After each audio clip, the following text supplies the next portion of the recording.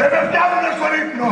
Στο εξής θα φοράω το ξύφος όχι στο ζωνάρι, μα σε μυτιάς πλεονάρι. Και όπως λέει και ο ποιητής, στην αγορά θα κυκλοφορώ σαν τον Ανδριάντα του Αριστογείτονα. Έτσι, ακίνητος και μη σηκωμένη τη λαπιά μου για να την κατεβάσω σ' όποια βραδύ μπροστά μου.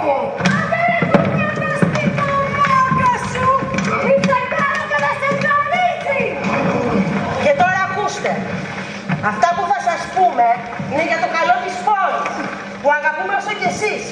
Και είναι φυσικό, αφού ετούτη η πόλη μας ανάστησε και εμάς, μες στα καλά και μες στα πλούτη. Νομίζω πως μπορώ κι εγώ. Και μάλιστα έχω χρέος να πω αυτό που για την πόλη θεωρώ σωστό. Γιατί αν είναι έτσι να διορθωθούν όλα αυτά τα κακά που συμβαίνουν τώρα, δεν είναι ανάγκη να περιχειρήθηκαν γυναίκα να το παίρνουν προσφυγικά. Δίνω και εγώ την προσφορά μου στην Κατρίνα. Τα παιδιά μου. Εδώ εσείς ρε φαπλατάδες, πείτε μου τι προσφέρετε. Τα λεφτά από τον έρανο που έκαναν οι παππούδες σας για τους μεξικούς, τα ξεκοκαλίσατε. Φόρους δεν εισφέρετε, κοντεύετε από πάνω και να μας διαλύσετε. Σε αυτά τι έχετε να πείτε.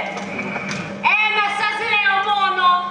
Κοιτάτε καλά μην με φημώνετε, γιατί τον βλέπετε τον κόστανο, τον βάζω και σας κάνω τις μαζέρες σαν να μην μπορείτε να ξαναμαζίσετε. Ορίστε! Φτάνετε ποια είναι τα κακά που συμβαίνουν τώρα! Το θράσος του! Ξεπέρασε τα όρια! Πρέπει να τους το κόψουμε!